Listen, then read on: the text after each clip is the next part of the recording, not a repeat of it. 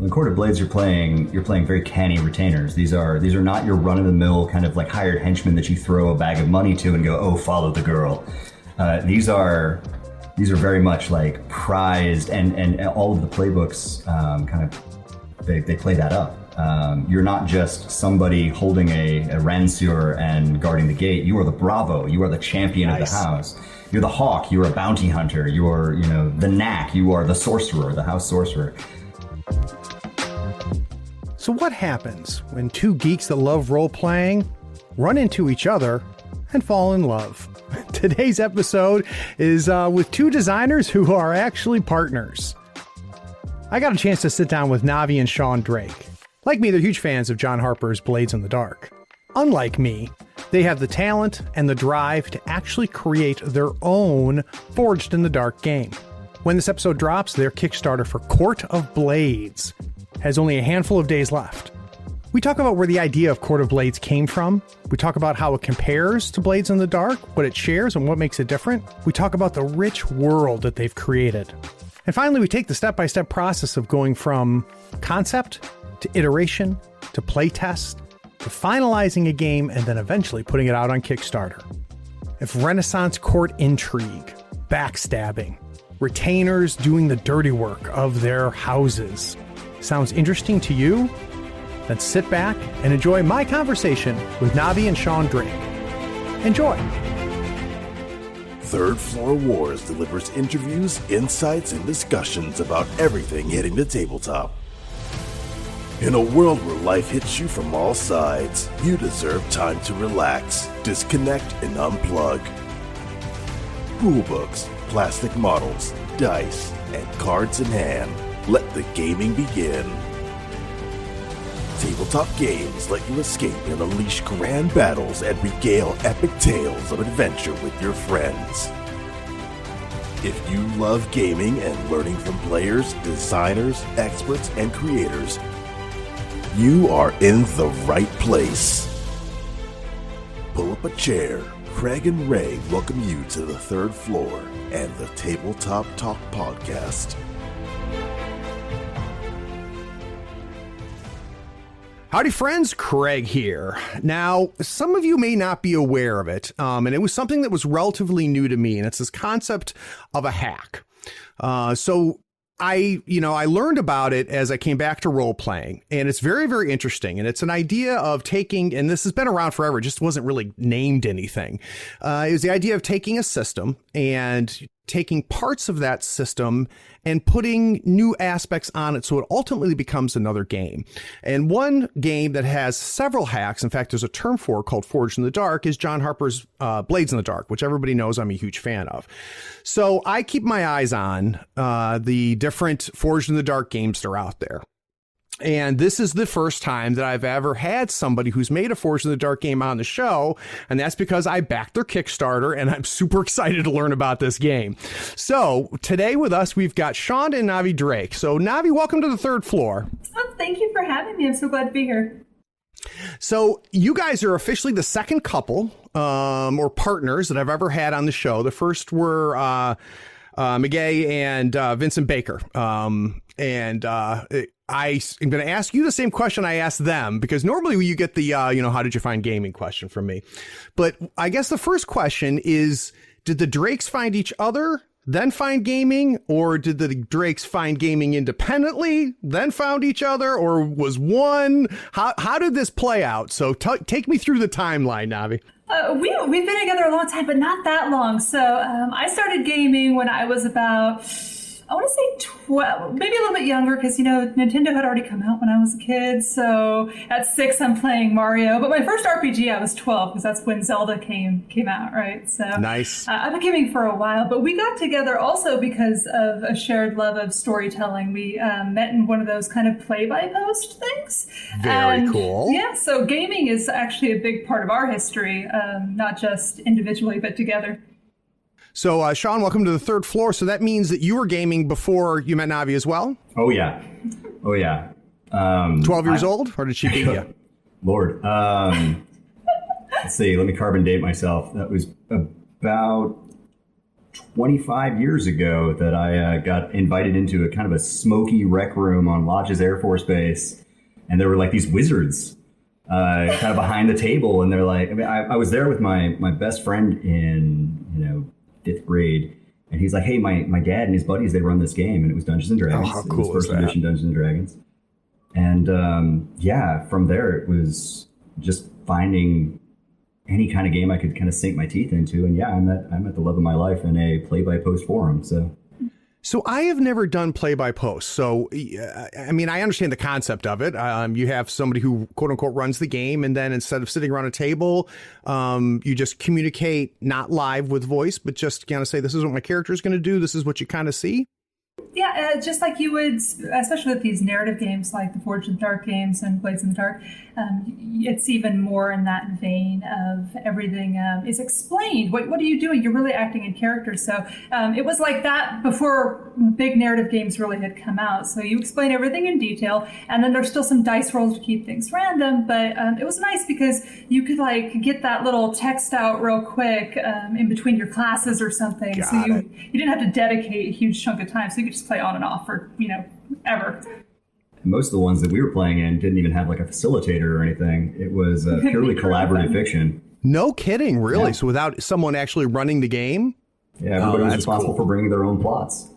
Oh, that's cool. That's cool. All right. So now I need to figure this out because this is the question my wife and I get all the time. And it's a contentious question.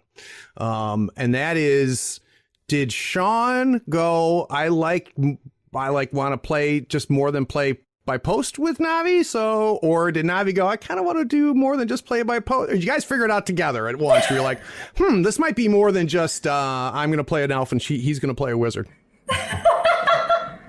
Are we that transparent? Like,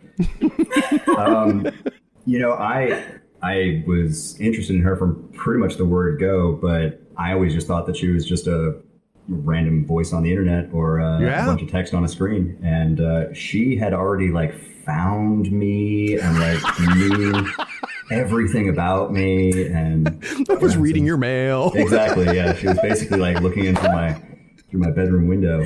Oh, that's funny. So yeah, my elf is gonna go into the dungeon. Yeah, but don't wear that sweater. You look terrible in that sweater. What the hell? That's phenomenal. Oh, that's great. These are the things that true love is made of right here. I agree. So the two of you become the Drakes, and I assume gaming continues through the courting and the merger.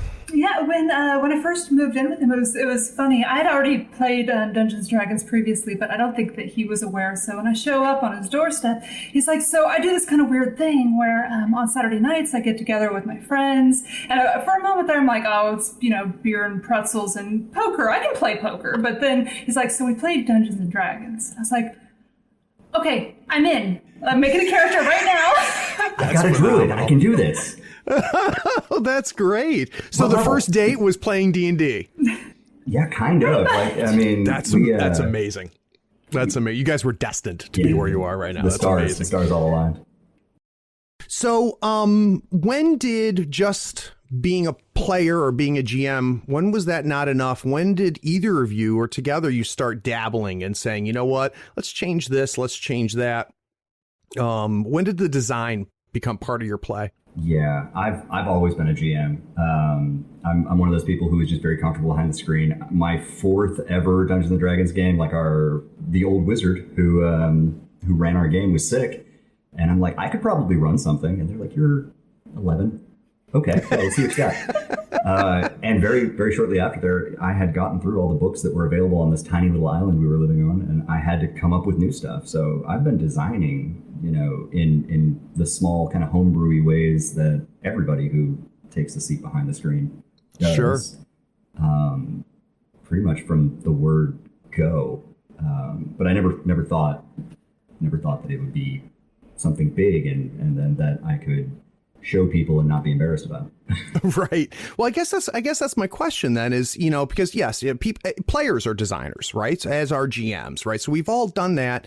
But I don't have a Kickstarter. I have not put a game out there that is consistently retweeted by John Harper. So at what point did it become like, I think somebody else might like what I see? And was that Court of Blades or was it something else? I guess it was probably when we realized that what we were doing, like we were noodling on this game because we had somebody who was excited to play this type of game. And the moment that it became more than just, okay, we're playing Blades in the Dark, but in this kind of more romantic and Renaissance setting, when we realized that there was a lot of real cool narrative juice and a lot of interesting innovations that kind of came along with the system, we're like, yeah, I think this is something else. That's cool. It didn't take very long before it went from a hack to realizing that it was no longer a hack because we had stripped out so much and replaced so much and then built so many new mechanics to support the story that if you picked it up as a hack just by itself, you'd have a very hard time getting it to correspond with the original game. So after that point, it was took on a life of its own. It's really neat when I see that happening, and I see it being done at different degrees. So you see sometimes where, because I mean, you could argue that Blades in the Dark is a hack of Powered by Apocalypse World, right? But it's so different, right? His journey was so long that even the dice don't work the same way, but the heart of it's still there. And I've seen, and we won't get into it, but I've seen some Forged in the Dark games where I was like, okay, you've done a little too much for me, right? I like what I love is not there, and what you've added I don't really care about, and it's nothing that they're doing wrong, right? The whole idea is to make it your own. That was not the case with you guys. So what we're going to do is I'm going to take a quick break because I'm dying to hear how you navigated that and how this evolved. So we're going to take a quick break. We'll be right back. Keep in mind, the Insider Insight series is my opportunity to sit down with designers, developers, artists, writers, and creators and learn how they approach their work. I try to understand their process, inspiration, and methods for crafting their creation. So we're going to take a quick break, and when we get back, we're going to find where this Court of Blades began. We'll be right back.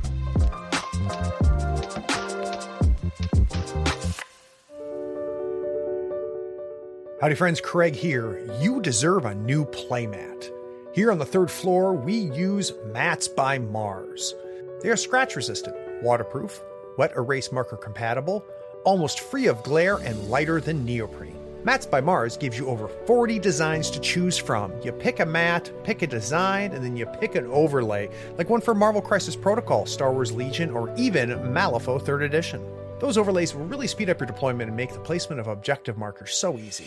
Use our promotion code in the show notes to get a 10% discount on your first order. In the notes of your order, you can even request the third floor logo on your mat for free. That makes the best mat in the business even a little better. So get some new mats, save yourself some money, and help support the show. Go to matsbymars.com. All the details are in the show notes, including the discount code.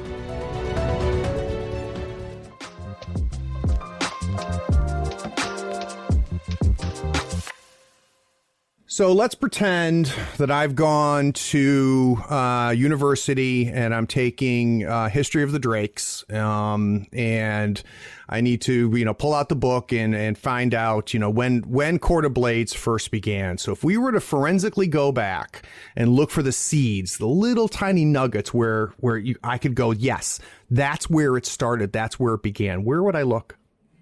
So it was almost 2 years ago now. We had Oh, wow. We had a girlfriend who's loved to play tabletop games, but her girlfriend didn't like to play tabletop games, and there was just nothing that appealed to her. So she had said, I want a game that's, filled with romance and reminds me of those kind of like political intrigues. And there aren't a whole lot of games like that. We just kind of had a moment where we're like, we could probably make something work. So that's really where it started to take shape, was really just from a friend requesting something, going, I want this thing that doesn't exist. And did you guys know this was going, like, what's the first play of this look like then? Do you say, you know what, we love Blades, let's try with Blades? Or so it started with Blades. Absolutely. It's been my favorite game since we picked it up. I had played Dungeons and Dragons for many years. And as soon as he first pitched Blades, and it was my first experience with a game outside of Dungeons and Dragons, I'm like, Wow. I'm not gonna like this. This isn't gonna be, this is not my style. And then session 1, and I'm like, this is the best thing that's ever been made ever. and since then, I've played. We've played a lot of games together, so we're constantly picking up new systems. And Blades continues to be my favorite game of all time. So why is that, Navi? What is it that I mean, especially for it to be almost your second game outside of D&D, what was it that made it set its hooks? It's the strong narrative and the shared story amongst everyone, so you don't feel like the GM is just kind of taking you on a sightseeing tour. You actually get to shape the story, which brought me back to my roots of that shared storytelling through text. So right. it brought me back that way. And then the mechanics of Brisky, Desperate Standard, like your position, and the things that kind of spin out from that, it feels much more organic. And when you fail a roll in this system, it still pushes the story forward and it still feels good, and that's really kind of unique and special, because a lot of times when you fail a roll in a game, it's like, well, I guess I'm waiting another hour for my turn. Yep, exactly. Now, I would be curious, Shawn, were you the same way? Were you just like, yeah, this is phenomenal? Or so one of the things about, I had a breadth of system knowledge before I ever picked up Blades in the Dark. Oh, wow. When I picked up Blades in the Dark, I immediately keyed in on position and effect. It's my favorite mechanic of probably any game I've ever played, just because it's a negotiation. There are tools to affect the narrative in that. Really what it comes down to is every time I run a new system for Navi, she's like, it's good, but I wish we could have that conversation before the dice hit the table. It took a second for me to grok to really kind of get into the weeds and like figure out what these dials meant. Yep. But now that I have a little bit of system mastery with it, I can't go back. Yeah, it's interesting. For those listening that aren't familiar with Blades in the Dark, what we're talking about is something that I think is unique. I think the first time I've seen it put together the way that Mr. Harper did is a position and effect. So if I'm playing with the Drakes and we decide, something's happening, and I say, all right, Navi, we're gonna need a roll for that to happen. So Navi says that she's going to pull her knife and she's going to stab the guy. One of the things that I say to Navi is I say, well, your position is either really strong or really weak, right? So either she's in a really good place or a real desperate place. And then I explain that her effect, which is if she's successful, how successful will she be at this? That'll be either a great effect or limited effect. And what's neat about it is Navi goes, oh, okay, well, what if I were to do this instead? Right? And I go, well, that would change this, that would change that. And that's the conversation that we're talking about. And I got to be honest, I don't know if this was true for the two of you. That was the thing I skimmed over. Right. When I was first grokking the game and playing the first couple things, I was like, okay, that's kind of neat. It's kind of interesting. But to your point, Shawn, and where your love of it comes from, Navi, is like it becomes the biggest part of the game, I think, once you kind of get your arms around it. Yeah, it's fundamental. Yeah, I agree. I completely agree. All right. So we decide we want to get our friend's girlfriend. We want to play a game that she likes. So the tone of Duskfall and Blades in the Dark is not quite what she's looking for. So what is the first time she sits down? What does she play? So what she pitched to us was actually really funny. She wanted a game that was in the same tone as a side quest from Dragon's Age Inquisition, where you go to Orlane and you're at the masked ball and you don't know who your friends are, you don't know, what you can say, who you can be free around, just suspicion, and you never know who's who. And she wanted that to be the game. Yeah.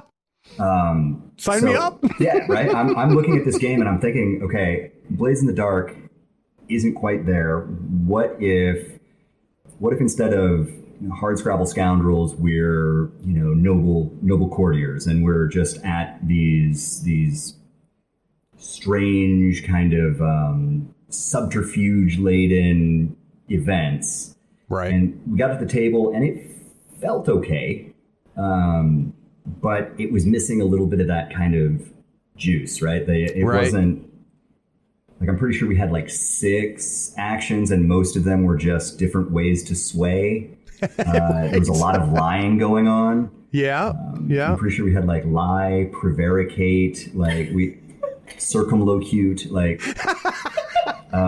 really, really lie. yeah, exactly. Lie by omission. That's a different thing. That's fun.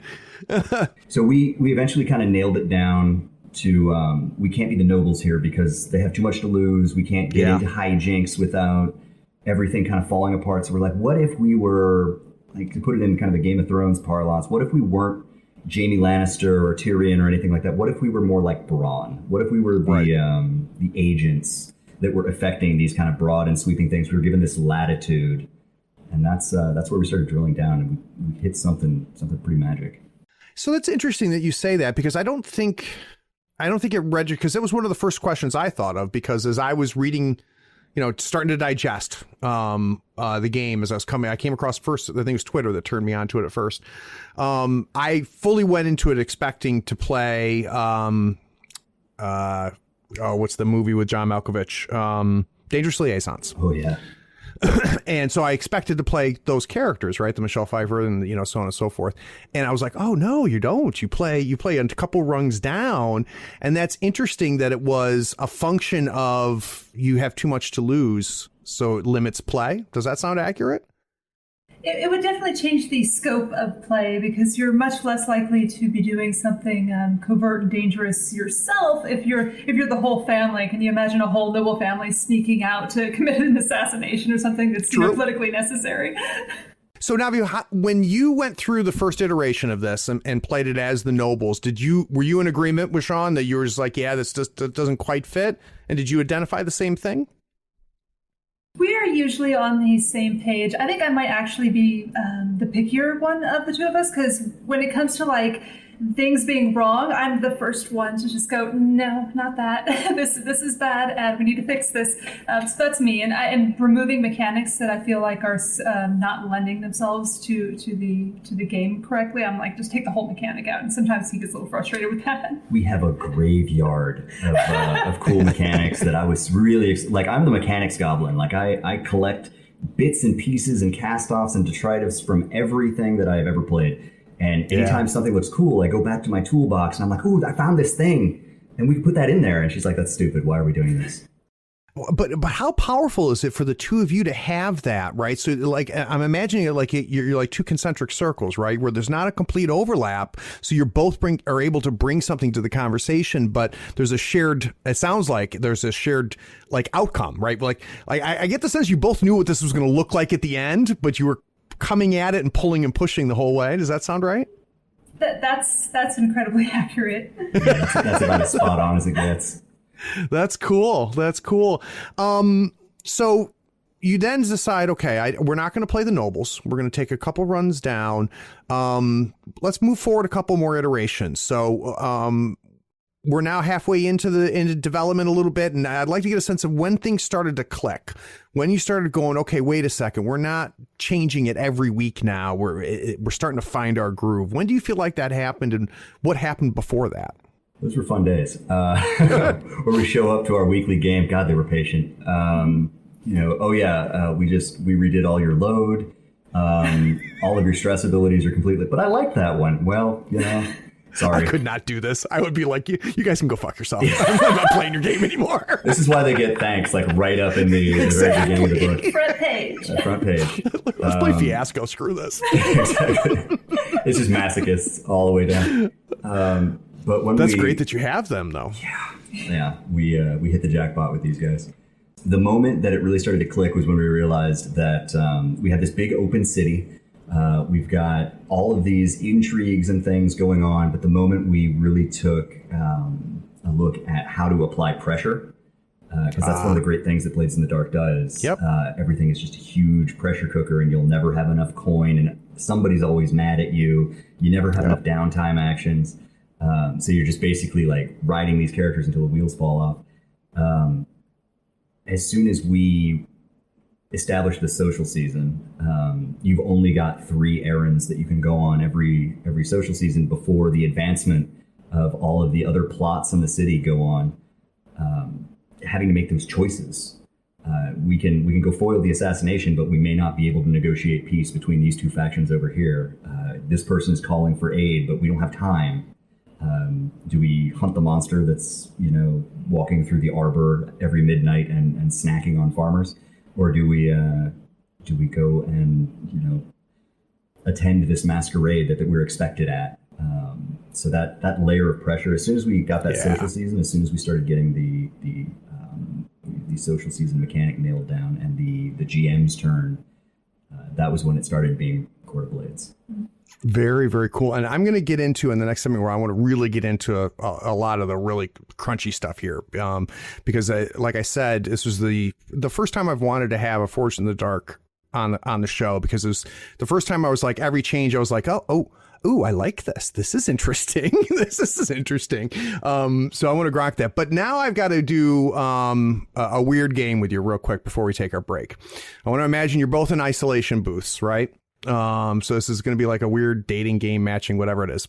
So for the first person who's got headphones that can't hear the question, even though she will, is Navi. So I want to ask you, Shawn, now that the game is done, right? It's as we are talking right now, it is on Kickstarter. If you had to pick the biggest contribution that Navi brought, so if I were to when I get my copy of Court of Blades, where am I going to see the biggest Navi fingerprint?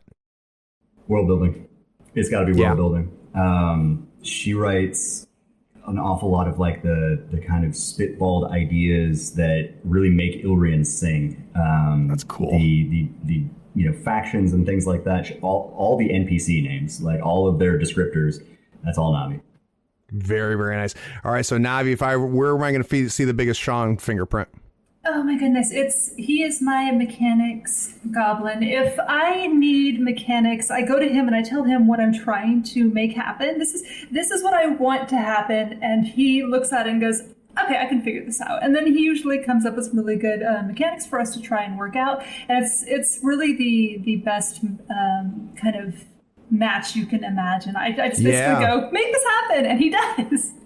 Tell me why it works this way. Okay. Well, what's cool about that too though is that you're also the taste tester afterwards, right? So you also, it sounds like, have a sense for, I'm going to give this problem to Shawn. Shawn is going to bring me a solution, and I understand things well enough and have a sense of things from what I'm hearing that you can go, yeah, you're going to have to go back because this sucks. Or holy shit, you did it. This is great. So that's very, very cool.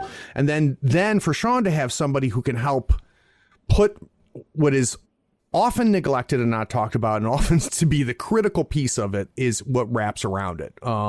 Because let's be honest, when we go through and talk about our favorite games, we don't talk about, you throw 6-sided dice and 20-sided dice. We spend the first 20 minutes boring the shit out of people, telling them about what the world is like. So that's cool. So guys, let's take a quick break. When we get back from this break, I want to talk about where we still see Blades in the Dark in the game, and where we see something that's truly unique. We'll be right back.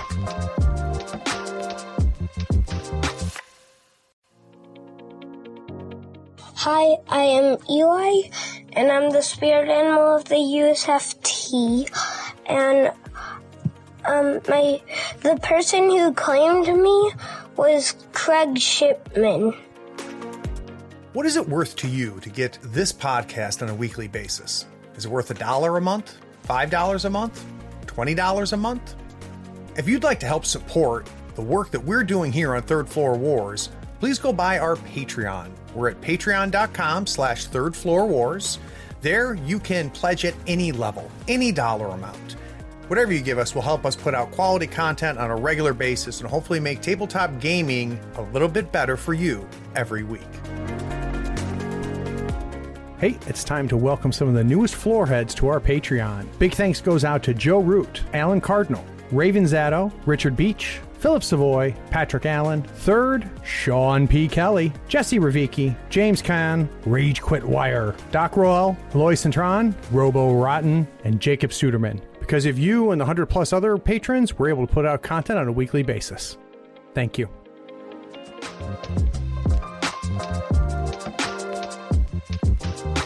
All right, so and unfortunately, this might end up being more of a Shawn segment, and then we'll go to the Navi segment after this. So don't think I'm ignoring you, Navi, in this conversation, and don't be afraid to dominate the conversation, Shawn, if need be. But let's start maybe with the easiest thing, which is if someone picks up the Quarter Blades cold and flips through it, and how will they immediately know it's a Forged in the Dark game outside of the label? When will they go, oh yeah, this is a type?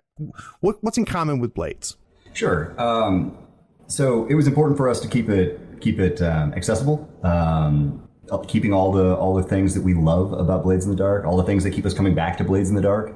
Right. So action rolls, resistance, flashbacks, declaring, load and gear in retrospect. Like, oh yeah, no, I totally brought that with me. Big focus on factions. The stress economy is still there, slightly modified. But yeah, it's going to have a lot that's familiar to anybody who's played a Forged in the Dark game. But it's kind of the things that differentiate us are sort of folded into that and kind of plugged into those wheels and gears and levers that run, our favorite game. Yeah, and that's what I think I first noticed I didn't feel like things were pasted on. They were kind of layered in, if that makes any sense, which I thought was very, very interesting. So Navi, in your mind, what is probably the first thing where you think, this is where it's not Blades, but it's distinctly Court? I think that it's first in the tone. The tone really takes you out of anything that I know of anyways that Forged in the Dark games are currently doing, which is kind of a lighter, more emotional, you take scandals, so you're worried about your reputation, not necessarily being harmed physically.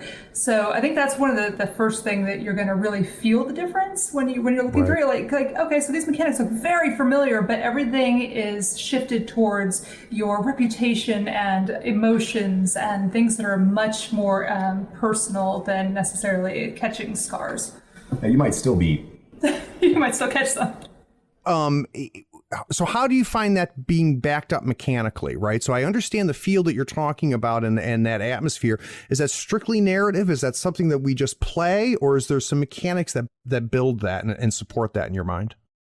There are a lot of mechanics. Some of them are like almost like reskins in a way. So you have your scandals, for instance, or there's no coin in the system. You're taken care of. There's no need for money. You're not hard scrabbling. So you're going to be collecting favor and acclaim, nice. And you're trying to build a reputation. And so when you go to negotiate with someone, it's not how much can I pay you, it's how much is my name worth right now, especially up against whoever you're going up against. So that's where I think mechanically it starts to get kind of interesting. Yeah, our retainers don't acquire trauma in the course of their adventures. They acquire scandals. So cool. Instead of getting, progressively more kind of hard-bitten and cynical, living down in the gutter, it's your social reputation that's like you're known now in all the best circles as faithless or grasping or wicked. Sentimental. Sentimental. Oh yes, far too sentimental to live long in Ilrian. Oh, that's phenomenal. So if let's say that I have a couple scandals, then how is that going to impact play? So we understand how traumas do. In a lot of ways, traumas are more narrative than anything. And they're kind of like your road to death. How is that true? Or how is it the same or different with scandals? Oh, scandals are kind of fun because with your traumas, usually it's the onus is solely on you to sort of play up your traumas, and you get rewarded for that. And you absolutely get to play up your scandals as well. But it's also something that the GM can play with, because the GM can, this NPC's powerful NPC knows about this particular scandal, and it's going to become a big problem for your entire coterie for this errand. So it's more you can interface with it from both directions. Got it. So you mentioned load. How is load the same as how is load different? Well, we took out a little bit of the granularity. Instead of having light, medium, and heavy load, we've only got two levels of load. We have discrete, where you are less than 3 pieces of kit, And then we've got, loaded, where you are carrying 6 or more pieces of kit. But the difference is that even if you look like a operative out on a mission in Blades in the Dark with four pieces of gear, that's way more than you would expect anybody like at a fancy dinner party to be carrying. Sure. And so and this kind of gets into the flashback thing too. So, when I try to sell people to play Blades, so you just need to go buy it. I inevitably you talk about Ocean's 11. I say, how in Ocean's 11 that, they always seem to have the right equipment with them, and, they're stuck. And then all of a sudden you see a flashback, and that's how I explain those mechanics. I'd be curious how that works in this world, right? So it seems when you're playing scoundrels and thieves and assassins, those mechanics make a ton of sense to me because of that framing. How does the framing work for Court where those mechanics make sense? In Court of Blades, you're playing very canny retainers. These are not your run-of-the-mill kind of like hired henchmen that you throw a bag of money to and go, oh, follow the girl. These are very much like prized, and all of the playbooks they play that up. You're not just somebody holding a ranseur and guarding the gate. You are the Bravo. You are the champion of the house. You're the Hawk. You're a bounty hunter. You're, the Knack. You are the sorcerer, the house sorcerer. And that's kind of how, in the same way that a very, knowledgeable scoundrel would know exactly what they need, these retainers are very much in the same way. And that's taken through into the load. It's not just the gear that they're carrying, but amongst those, you have your special permissions, things that you can invoke in the midst of a scene. Like gear, you tick a box and you have a believable excuse. Or you have so cool. A small pricey gift. Or if you're the Knack, a vulgar display of power. And that allows you to immediately, by taking that load, allows you to immediately take over for half a second and dictate what's happening in the world. You have the controls at that point. Yep. A lot of people, they'll be in a desperate situation, but they're like, "Ooh, I have this vulgar display of power. What does that do?" And then I'm like, "Well, you're the Knack. You tell me how you're getting out of this with that vulgar display of power." Oh, that's cool. That's cool. Now, Navi, one of the things that you kind of hinted at is how much you enjoy, the classic apocalypse, failing forward and, succeeding with consequences. How do consequences work in your game versus Blades? So the consequences are similar. The way you receive consequences is very similar, but once again, it has that extra layer of the social on it. So a consequence normally, like if you're playing Blades, the consequences, you just got stabbed. So you take level 2 harm. You just stabbed. Yeah, you just stabbed. It's fine. But in Court, you may take level 2 harm. You've been embarrassed. You've been publicly humiliated by this rival, and that is still going to affect. You're going to lose dice when you go to roll for your social rolls because you're humiliated. You're trying to regain your footing, so you're going to take those kind of social harms. And we have social harms that function like fatal harm. If you are excommunicated, then that's the end of your character. Yeah, dismissed from service. Dismissed from service. Oh, that's great. Yeah. So, I found the Drakes with this game and started following them on Twitter and started getting super excited about the game. Backed it immediately. But just recently was poking around and found that you guys have produced on your itch Blades in the Dark scores, which, don't take this the wrong way, I was super skeptical about. I'm like, no, I'm not going to buy a module for Blades in the Dark. And I think I paid like something stupid, like $12 total for both of them. They're stupid, ridiculous, cheap. There's pay what you want. So like for those listening, like it's like stupid value, how much you get here. Here's what's cool, is they didn't do what I was hoping they didn't do, which is to completely say, then this happened, then this and that. You guys did a wonderful job of keeping the flavor of the game and setting up frameworks and giving me a bunch of choices. So before we turn and talk about the world of Court, I do want to talk about this and know, where did this come from and when did you guys decide, hey, let's put these out? Yeah. This came as a direct result of joining the Hacked in the Dark community. It's a Blades in the Dark community Discord that we were active in. They were putting together a charity zine, just full of cool extra setting information and I think we had like a cocktail menu in there. We had holidays and things like that. And they're like, could you maybe do like a score?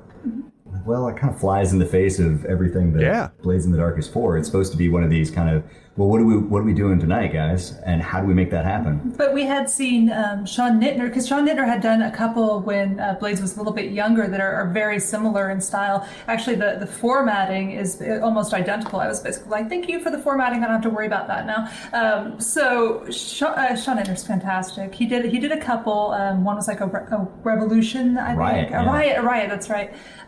So that was really kind of a blueprint for making really cool scores. And I ran the Dust Bowl riots a couple of times, just as little one shots to kind of palate cleanse or to introduce people to the game. And I'm like, we could do one of these. So we did one. We did Night at the Opera, which is nice. At the Arms of the Weeping Lady, the old broken down opera house, and we had a lot of fun with it. And I'm like, man, I want to do 50 of these. And then you know how Twitter is. If you say you're going to do 50 of them, then people start asking questions like, when's the next one coming out? So we've got 20 of them done right now. We're planning on doing 30 more. That's 5 for each crew type. Very, very cool. Yeah, they're great. They're great. So for those of you that play Blades, just go buy them. We're releasing this. This is going to be out on the 13th, which means that this evening in the future for us, I'll be doing a Blades in the Dark with the hosts of Gaming and BS, with Sean and Brett from Gaming and BS. And this is the first time they've played Blades, and it's very much a one shot, and it's being driven by the fact that neither of them have played the game before, and I keep telling them, like, guys, you're going to like this game. This is good. It also has to do with Brett is a scorned lover of John Harper because he was one of the people that was mad about the Kickstarter. And when he got his book, he immediately sold it and was like, screw this, I don't want to play it. And I'm like, Brett, I'm telling you, like, you're missing out here. So I finally talked those two idiots into coming on my live stream, and I'm going to run Blades. But I was trying to think, like, I don't want it, like, I don't want to run it like I do with people that are more experienced with it, right? So, and I was like, all right, and then I saw this and I'm like, I'll grab this and see if I get some ideas. So we are going to be tonight in the future. Tonight we're going to be running, I think I'm going to do the Oof. Because they are assassins, so it's perfect. And I'm not quite sure how I'm going to frame it. I'm not quite sure where I'm going to put it yet. But I was like, oh, this is good. So for those of you that are dumb enough and listen to this when it first comes out, and it's still the 13th, make sure you watch it tonight, and you guys can see me massacre their good work. There you go. But the part that I'm really excited about is to talk about this world. So let's take a quick break. When we get back from this break, I want to learn where this world came from and what this world is. We'll be right back.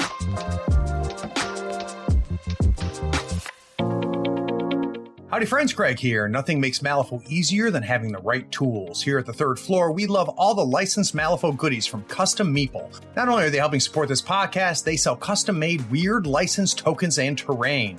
They sell it all. Crew boxes, terrain, markers, tokens, and even a 3x3 full Malifaux board. Custom Meeple sells a complete M3E token set covering every marker and token you need to play. Custom Meeple are the source for the official accessories for Malifaux.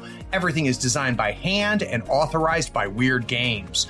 Check them out at custommeeple.com, that's with one M, or follow the link in the show notes. Up your Malifaux game and be sure to tell them Craig from the third floor sent you.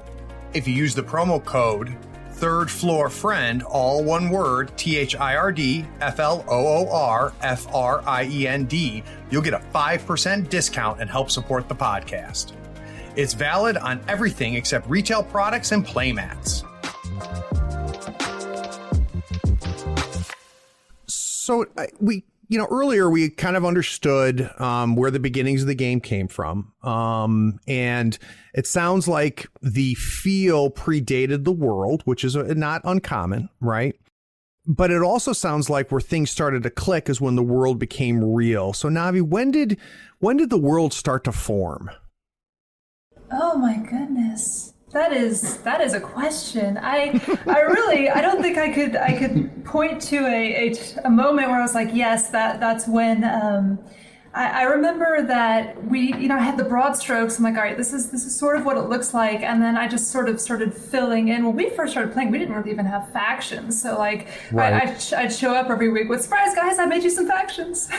So it was a slow development, just kind of adding and layering things on once we knew how we wanted the world to kind of feel and function.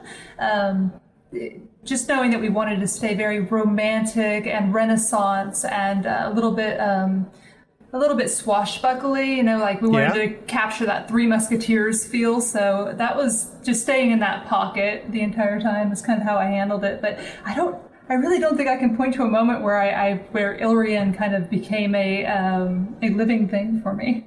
There you go. Go ahead. I can.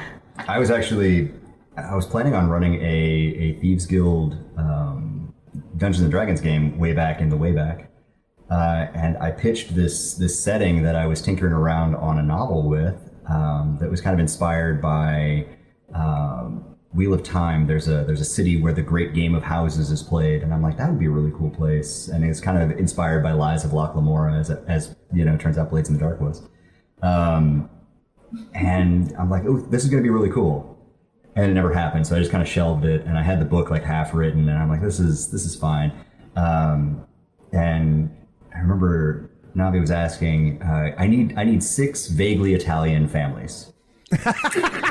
I'm like, I just happen to have 6 vaguely Italian family names. You meant to have 12, but you're only halfway there, right? So luckily you had 6. Exactly.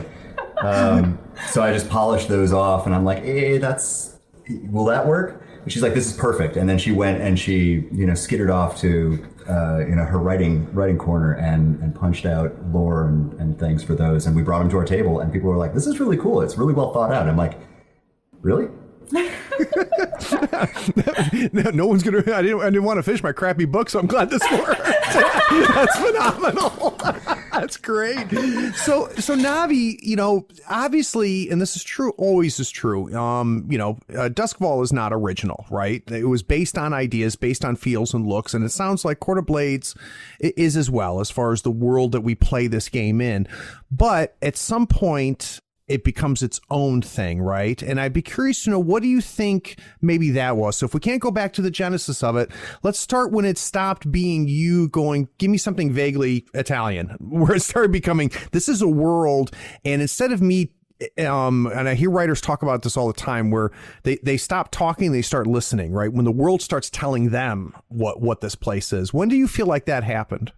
I think once the broad strokes were down and I started to feel like I was in my element where I could just be kind of creative and have fun with it, because I think I approach things a little bit like, I'm not comparing myself to this person because they're a master, but I approach things like a little bit like Terry Pratchett, where I want a little bit of whimsy and fun to start appearing. So even in this super serious setting, you're going to discover that we have a faction, Soraya, who is a witch who lives under the bridge with her army of cats.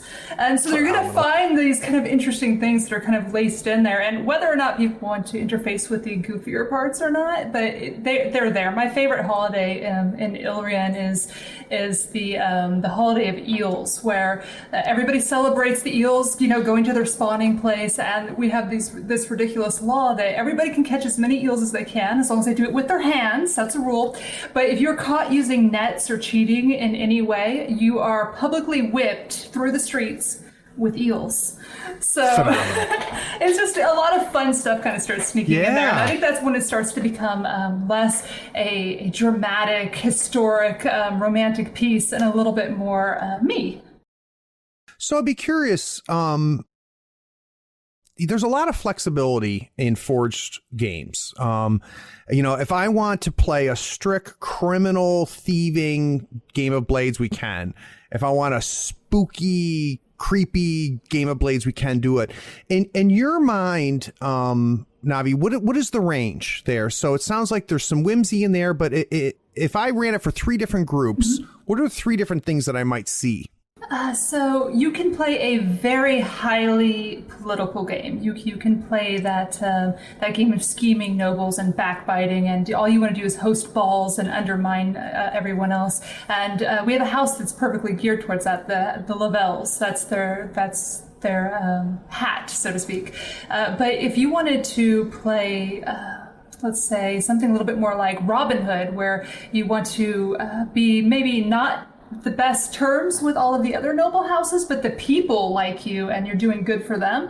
That's House Bastien. Like this is Shoo-in. So if you want to play a game like that, and each house kind of has its own strong flavor like that. I think that Battaglia lends itself very well to playing like the Musketeers. And if you want to play something a little bit more Blades in the Dark, like let's say you love Blades in the Dark and you want to capture that feeling, House Corvetto is kind of our house of, we call them the Majestic Tyrants. Like they're our house of, well, obviously majesty, but also like seduction and the arcane, and like they have a lot of really cool skills that lend themselves towards doing things late at night. They get bonuses if they're out after, between the hours of tryst and whist, so like midnight and 4 a.m. That's where they get their bonus. So if you want to play a little bit more Blades in the Dark in Ilrian, you can grab House Corvetto. So it has that big range, and table culture is so important especially in this game, because it really is the difference between, do you want to have a very social game, or you know what, I want to play something that's a little bit more grittier, and I want to play in the streets, and I do want to have that more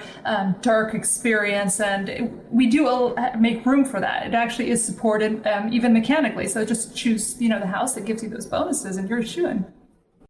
So every time I play any game, but especially Blades or other Powered by the Apocalypse games, every time I run it, it changes how I run it going forward. It changes how I do it. So I'd be interested for either of you.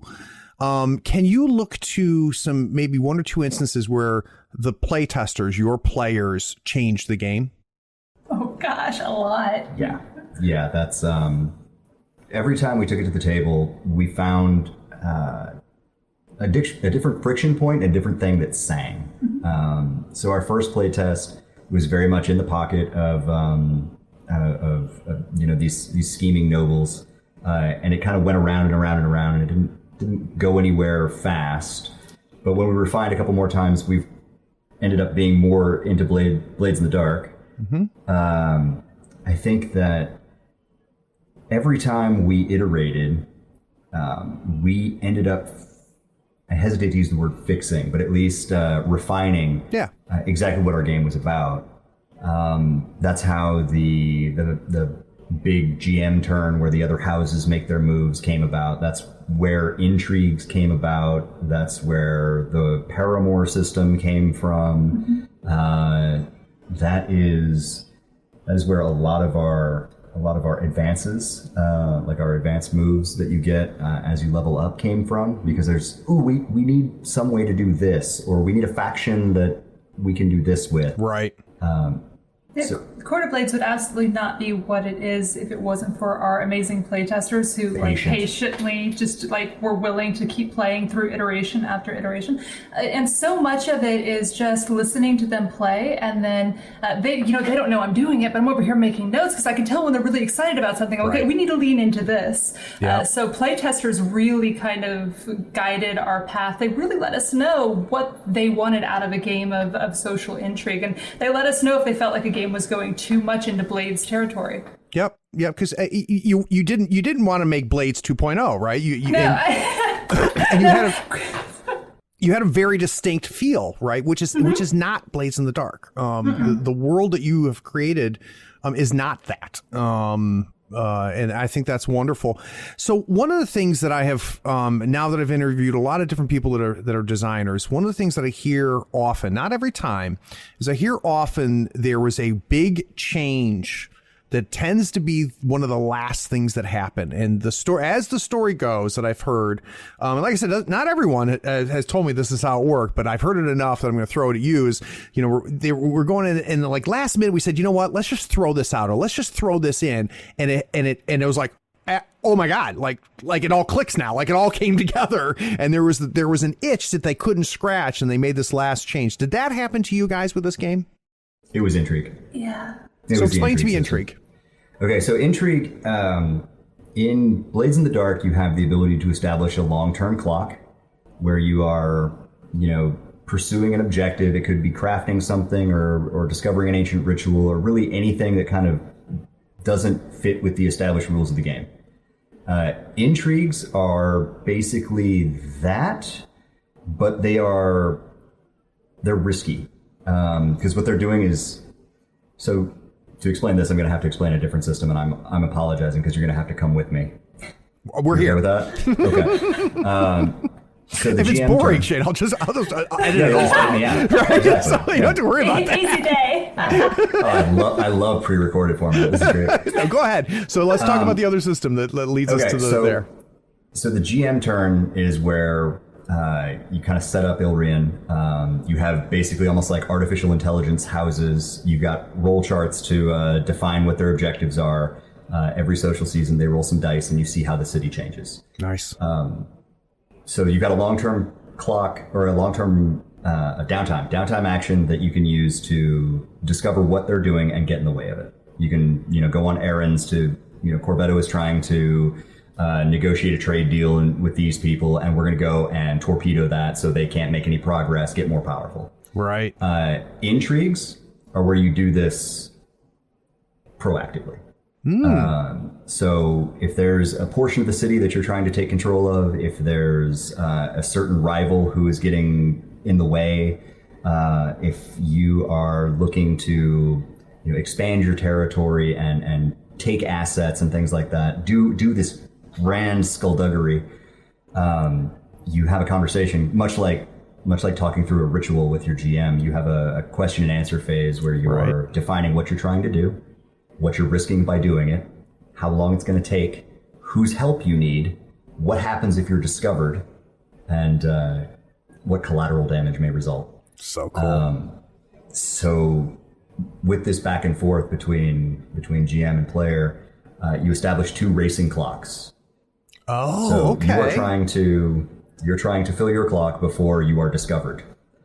Every time you do one of these intrigue downtime actions, you're ticking your clock, but you're not always in a controlled position. It's not just a fortune roll. These are actions that are taken in the fiction that you are opening yourself up to consequences. And as these tick up, it could be that the worst happens, you're discovered, you lose favor and face.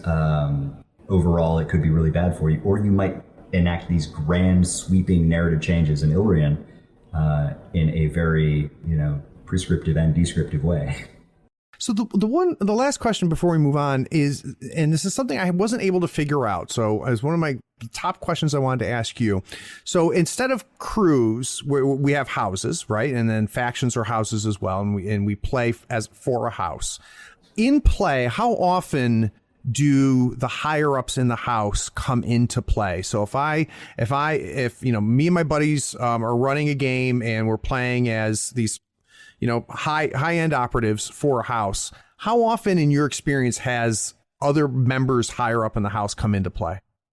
I think a lot of it has to do with the desires of the players, because we've had some groups where they really didn't have that much interest. So they would get their dossier from their, kind of handler, and they would go about their business, and they had very little interaction with the house, and they liked it that way. But we've also had players that are like, no, we want to be very involved in the house, so we spend a lot more time fleshing out those NPCs. So it's a little personal to each table. Yeah. But every contact list, everyone has a member of the house. So you do have a job to flesh out at least one member of the house and make sure that there is someone over you that you are invested in and interested in. Got it. Okay. There's a stretch goal that's on the table right now as well. If we manage to hit our pie in the sky number, we're going to be adding on Court of Thrones, which is where you are playing between these social seasons the movers and shakers in the house. So we're going to do that one way or the other. It's just whether or not it's shipped whether with it's the game. now or later. And from what I read about that when I was reading about the stretch goal, that's when you're going to get into kind of the secondary mini game like we saw in Band of Blaze. Does that sound accurate? Yes. Yep. Yes. Okay. That's really cool. That's really cool. I'm really excited about it. So that's actually a perfect transition, because what I want to talk about after this break is I want to talk about kind of the business and the logistics of actually creating a game and putting it out there. And if you haven't picked up on it, they've got a Kickstarter going right now, and we'll find out how that happened. We'll be right back.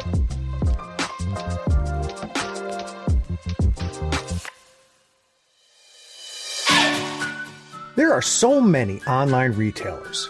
It can be hard to find one that is trustworthy, has great prices, along with some reliable customer service.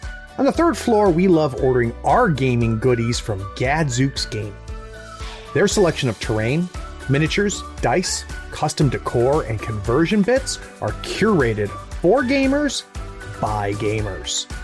You'll find they have what you need and what you didn't know you needed to take your gaming fun to the next level.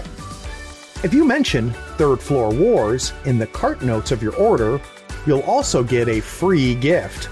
And you'll help support the podcast. Check out gadzooksgaming.com and mention Third Floor Wars on checkout to get that free gift.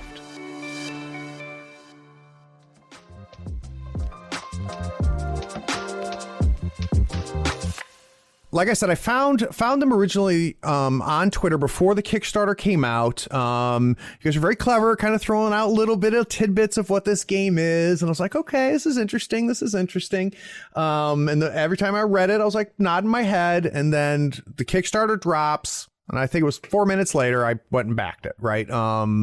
It definitely sold me. It's the first Forged in the Dark game that I've backed, which is, it's not the first one that I've seen. And I'm not saying, it sounds like I'm bashing other Forged in the Dark games. There's some really, really good ones out there. The Scum and Villainy one is really, really good.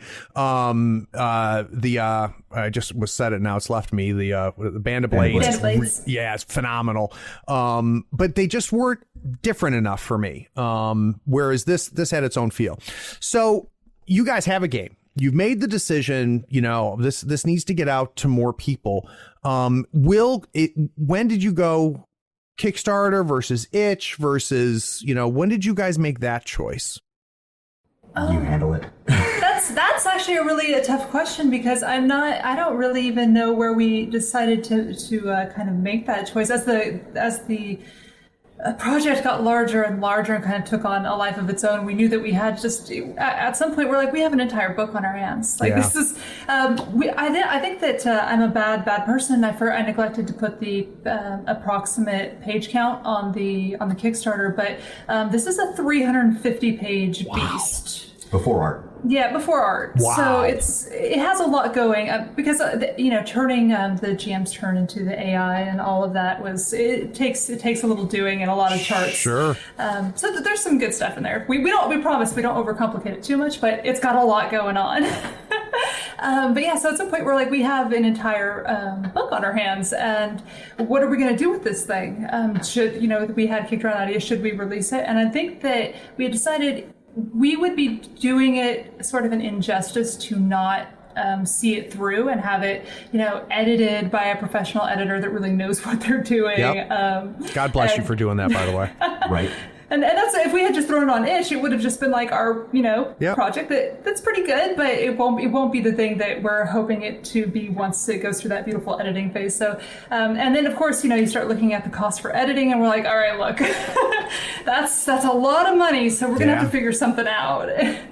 I think that's probably where the Kickstarter was born. It really is, it really truly is a crowd-funded project. Like people have told us that they want it and they're making it happen. It would not exist without you guys. Well, and you call out something that's really important, which is everybody sees something like this, especially with an RPG, and goes, "Oh, it's just printing costs." That's what it's like. No, there's unless the Drakes are drawing those pictures, then they're going to have to hire somebody. Unless they're going to edit them, and thank God you're not editing your own book. You're hiring somebody who knows how to do it. Mm-hmm. I mean, that stuff is expensive. So I guess now, where does the accounting part come? When do you sit down and you say, okay, here's our costs. This is what we want it to look like. And how do you back into that and figure out, how much, what's your initial goal is going to be?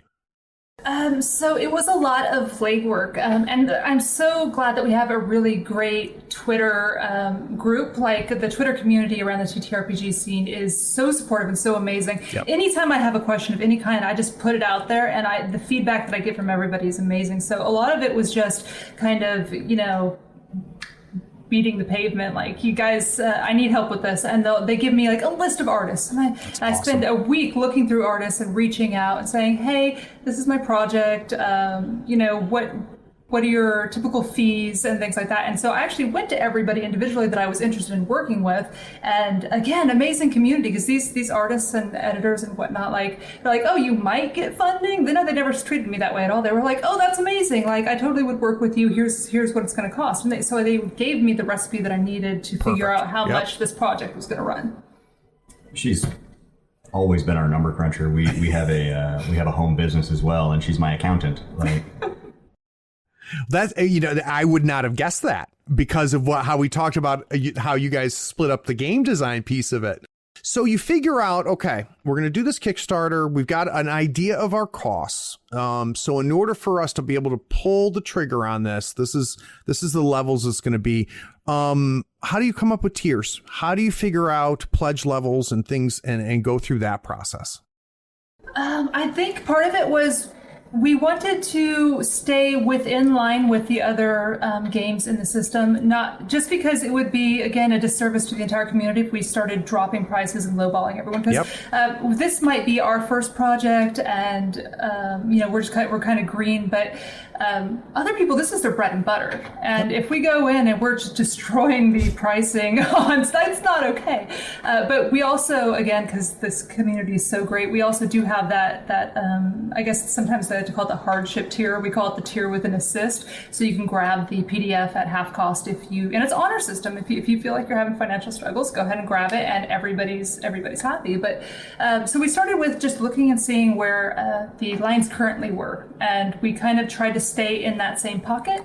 And the reason why we're at $35 for the hardcover, even though we're this giant, Band of Blade sized monsters, because we do plan to have the final retail price be in line with that, like you'd expect. So it will be $40 upon release. But right now for Kickstarter, this is really about getting a good price to people for believing in the project. And that price will go up and fall into line with the other ones. But that's really how we did it. We made sure that we weren't hurting anyone else with our pricing. I am amazed. I feel like us role players are like abused children in some ways, because like, think about for $40, let alone $35, what you're getting. And like, I'm amazed because I came from miniatures, right? So I played miniature games where like I'll pay $35, $40, right, for a model, right? Right, one freaking model. And the amount of value we get, and it's in some ways it's a shame a little bit. And I'm not saying that I hope role playing games get more expensive, but I think they could. And I think it's great that you guys had an awareness of that. On the high end, obviously, it's much easier, which is you don't want to price yourself out. But I love the fact that you said, you know what, we're going to put a floor on this, too. And I think that's very supportive of the community itself, which I really like. So you guys were in the midst of the Kickstarter. Real quick, because I didn't look this morning, where are we right now? Ooh, last time we were sneaking up on 35,000, and even more amazing than that, over 1,000 backers. I cannot believe it. 1,005 at last check. And we've got what day do we close? We close on the 21st of May. Yep. So we've got a good week or so since this is coming out for people to go to look at that. And you go through, you get your surge at the beginning. You guys are kind of in the wallows right now, where, you're going to grow and grow. And then usually, you see the spurt at the end. You guys have said this on Twitter, but people listening to us right now, man, I know this. You guys didn't expect this. No. Our goal was to cover editing costs, and art was really going to be a bonus. So we were like $7,500, fingers crossed, maybe people really want to see this edited, and then it just grew so much larger than we could have expected. How soon after dropping the Kickstarter did you suddenly go, oh geez, like this is going to be wow? Yeah, I woke up that morning. And I rolled over and I checked Twitter because I knew it was the day, and I saw that somebody had tweeted waiting for Navi and Drake to wake up and push the go button, and then John Harper right under it, same. I'm like, okay, I better get up. So I got up and I got shit to pushed, do. yeah, right. I pushed the button and I went to go, change tabs to go back to Twitter. But before I could, we were at 500. Isn't that amazing? I had no idea what to do with myself. Yeah. But I think that first hour, I got my cup of coffee. I had to go run an errand with my father-in-law, and while I was out, I've just checked it, and I'm like, we might actually hit half our goal today. And I was still asleep at this time, so first of all, I'm not a morning person, and so I even for my favorite people in the world, there was no alarm set. I was sleeping, and he wakes me up, and he's like, so we're halfway funded. I'm like, what time is it? Where am I? Who am I? We were halfway to goal, and I was just getting out of bed. Amazing, I had to rush and try and get my tweets out. It was great. So what do you think it is? So now that you guys are fully funded and stuff like that, like I said, I found you via Twitter. So the Twitter game, whether it was calculated or not, your Twitter game was excellent because you guys were very generous about it. You guys were teasing a little bit about it. You kind of leaked things out a little bit. So I mean, I drank your Kool-Aid. You did a good job with that. And like I said, I don't know how calculated it was, but it worked. It is delicious. What do you? Why do you think this? You've had such a big success right out of the gate, and we're not even done yet. Have you had a chance to look back yet and start to figure out what may have happened? I think the biggest feedback that we've gotten that's made us just so ecstatic is, I think you've touched on it yourself a little bit earlier.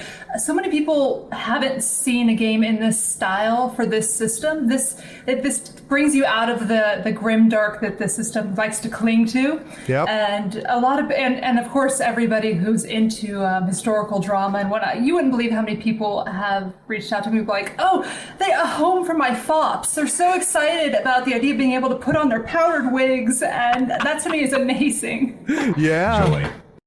Yeah, but but you think about it though, like Bridgerton is real big right now, so I thought maybe that, I could see where that has hit board. But yeah, that's what it was for me.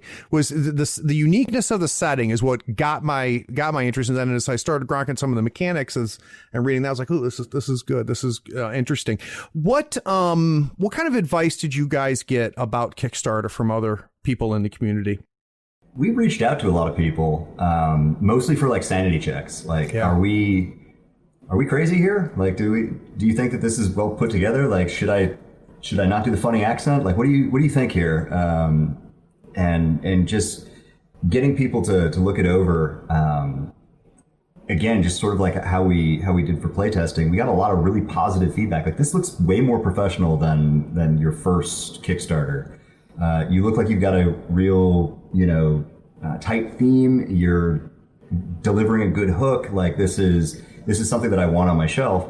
And we're like, okay, what kind of feedback? More tiers. Okay. What kind of stuff do you want on those tiers? Play the game with me. Oh, okay.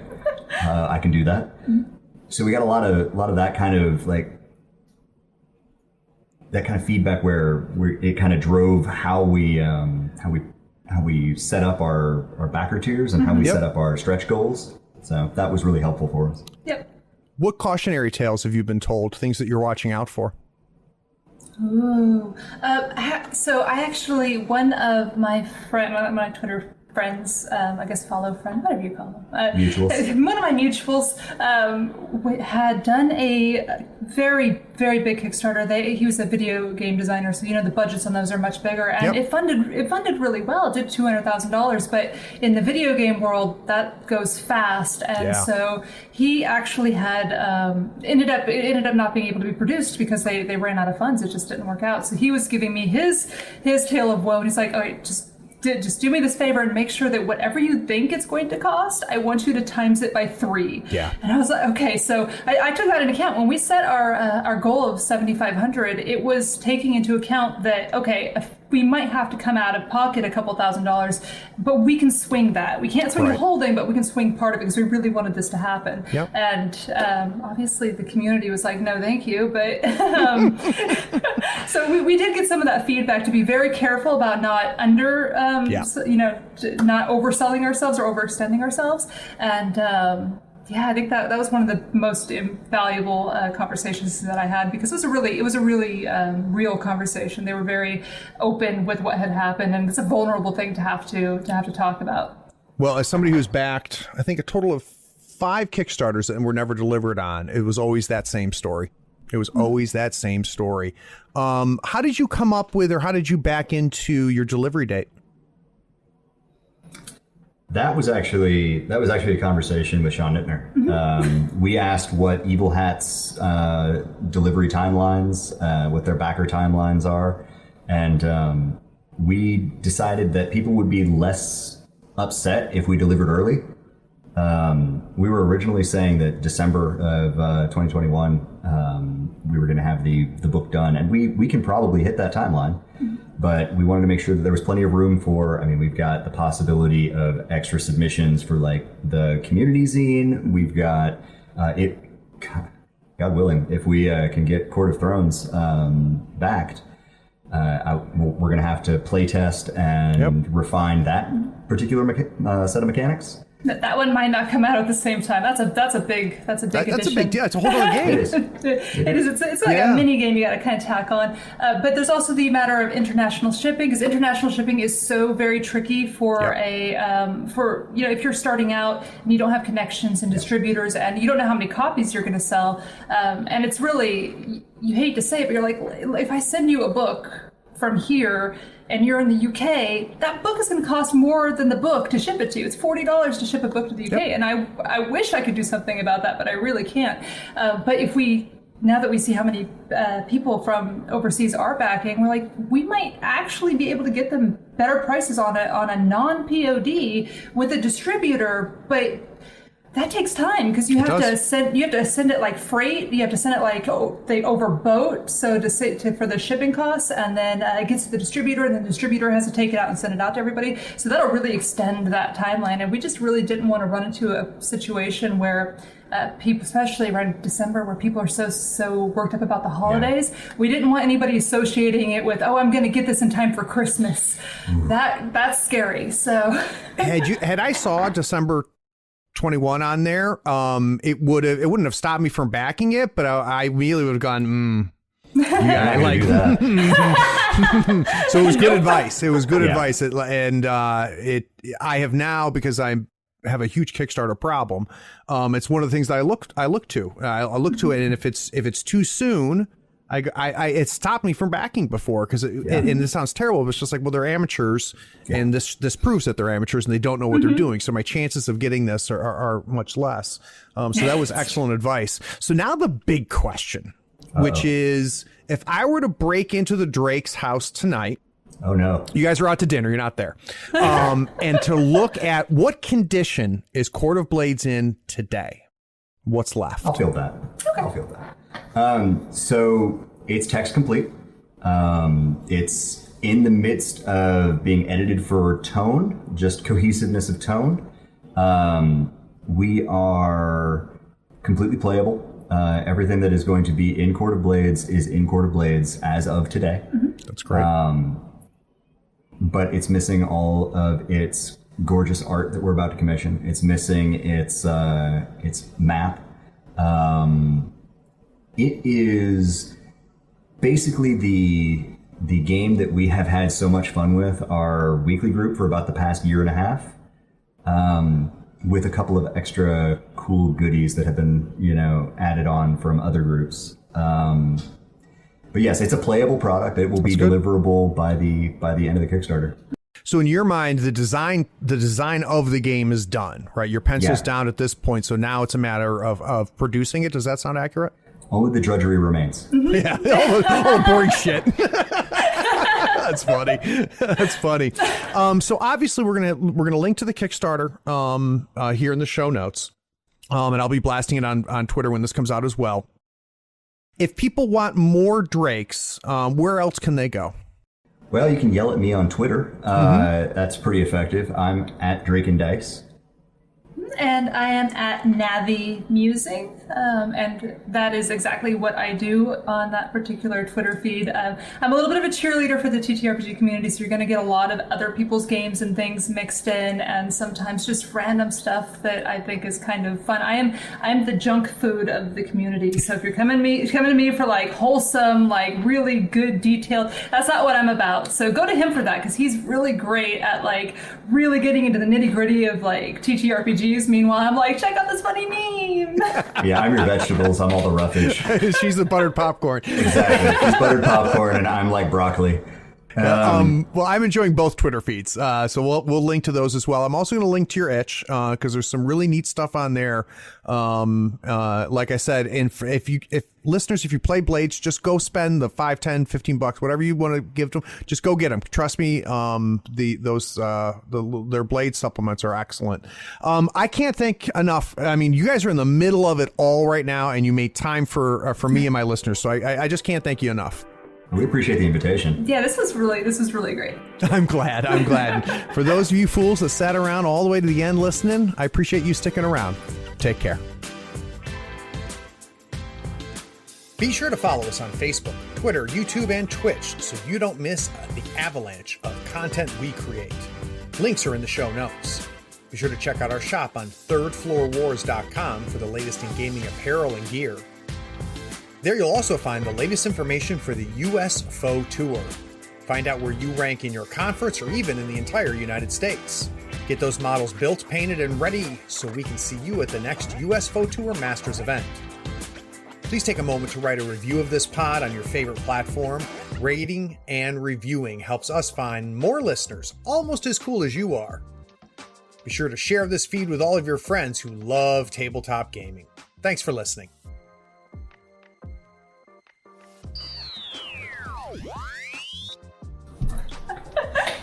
I'm gonna grab some water real fast. Take your time. Unacceptable. Professionalism. So I'm super You need a happy. giant jug. I'm super happy because we covered a lot of the development now, so I think we can transition right into what I think a lot of people are going to find interesting, which is how you guys have pulled off what the hell you pulled off. Well, if you figure it out before we do. I have been living through your reactions because I've been sitting here. Oh shit! I gotta start recording. Hold on. Let me bring us back. This is gonna be good. I was gonna pay you a compliment. So, go ahead. Went all over the place at the end there. Great job, guys. Perfect. Exactly what I love is just shooting the shit, which makes me really happy. Thank you. Awesome. All right. Trying to think how I want to bring us back.